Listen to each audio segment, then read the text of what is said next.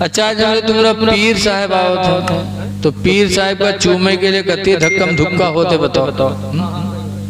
हमारे यहाँ बिछिया बाबा सुने हुए, बिछिया में एक बाबा आ रहा है, बाबा हुजूर, उनके हाथों में बहुत शिफा थी।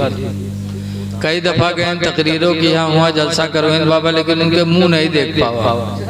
बाबा हमेशा ऐसे रखते थे, ऐसे रहते थे बाबा, उनके हाथों में बहुत शिफा। एक दफा हम भी बीमार हो गए बहुत ज्यादा, बम्बई जा रहे थे, मुहर्रम में तकरीर करने आए, नानपारा त्रिपाठी के बाद दिखाया तो इतनी दवा दे दिया। लेके गए, बीवी देखी तो नाराज, कैसी इतनी दवा खियो खून रही जी। वो पकड़ लेके बाबा थी, मेहरवन का बाबा था, इससे बड़ी अकीदत हो। चले गए बिछिया और वहाँ गए, बाबा ने अपने हाथ से एक केला दिया, वो केला मैंने खाया कि सारी बीमारी हमारी खत्म हो गई। कोई दवा नहीं उसमें इस्तेमाल किया, सारी दवा मैंने वापस कर दी। तो बाबा हुजूर के अकीदतमंद बढ़ने लगे तो गवर्नमेंट जंगलात के लोगों ने पाबंदी लगा दी कि यहाँ कुछ बना नहीं सकते जंगल की जमीन। तो रायबोझा स्टेशन पे 5 बीघा जमीन उनके मानने वालों ने खरीदा, मकान बनाया, सब बनाया। फिर जलसा हुआ कि बाबा हुजूर अब बिछिया छोड़कर रायबोझा स्टेशन पे तशरीफ लाएंगे। जलसा हुआ, मुफ्ती अमानुर रफ साहब वगैरह बड़े बड़े आलिम और सुल्तानपुर, कलकत्ता, बम्बई, दिल्ली, कहाँ के लोग आए, लाखों का मजमा। अब जलसा हो रहा है, लोगों की निगाहें सबकी मीरपुरवा की तरफ की, अभी बाबा आ रहे होंगे, अभी बाबा आ रहे होंगे।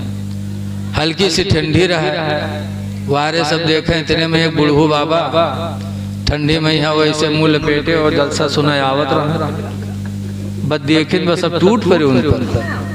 अब तो उनका चूमे चामे लागे, हम गिराए लिखे और वो चिल्लाए, कहा अल्लाह वास्ते छोड़ दो, हम बाबा न हो, अल्लाह कसम हम बाबा न हो, अल्लाह के वास्ते छोड़ दो। लेकिन उनका गोंजिन की बाबा हो गए बेहोश। पुलिस दौड़ी तब बाबा का निकारिस, एम्बुलेंस है तब बाबा का लाद के लेके गए नानपारा अस्पताल में, तब उनके होश। ये हमरे सुन्नीन के हर हाल है, नमाज न पढ़ी है, झूठ बोली है, और कोई पीर आ जाए तो चूमे में सबसे आगे। अरे चूमने से सवाब नहीं मिलता है, सवाब मिलेगा जब उनके जिंदगी के उसूल को अपनाओ, उसूल अपनाओ।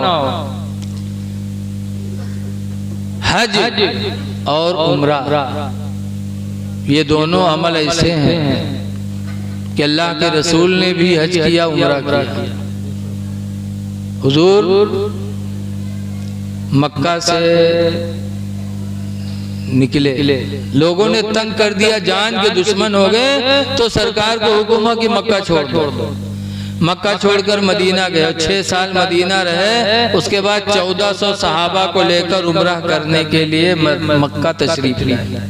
उम्रा करना मेरे नबी की सुन्नत है। 1400 सहाबा को लेकर आए उम्रा करने, लेकिन मक्का के लोगों ने रोक दिया, कई साल वापस जाओ, चले। और कुछ दिनों के बाद मक्का फतह किया।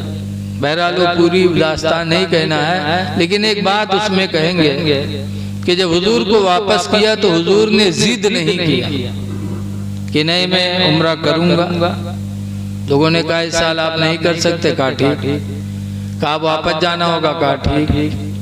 कहा आइंदा साल आना, लेकिन कोई हथियार लेके ना आना, कहा ठीक।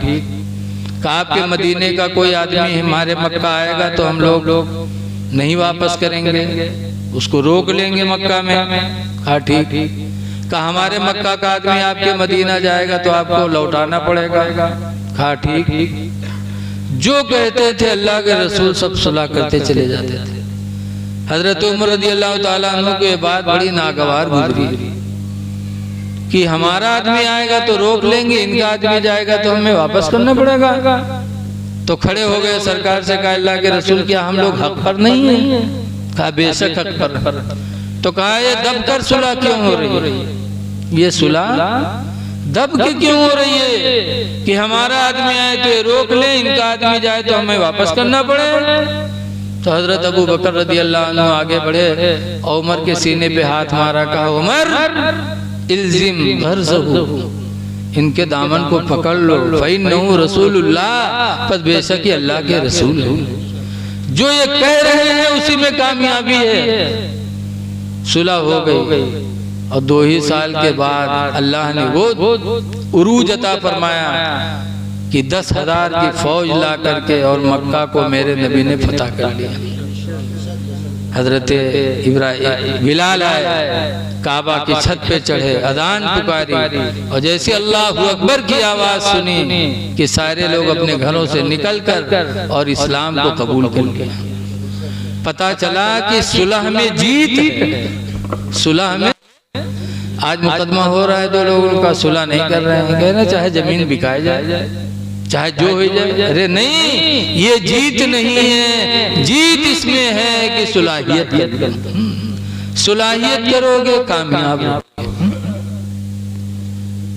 वो जीत नहीं है जो किसी को पटक दे।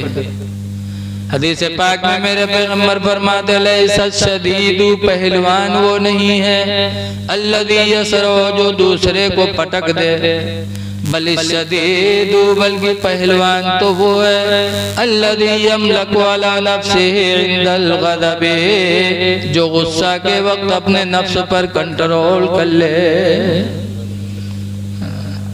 तो मेरे नबी ने हज भी किया है और उम्रा भी किया है। उम्रा करना भी नबी की सुन्नत और हज करना तो माल हो तो वाजिब। आज ये जा रहे हैं खुदा के मेहमान और मेहमान की इज्जत करना ईमान की पहचान। हदीस में मन काना मिनको मोमिना, तुम्हें का जो मेहमान जो तुम्हें का मोमिन हो फलियकरिम दैफहु, तो चाहिए कि वो अपने मेहमान की इज्जत करे।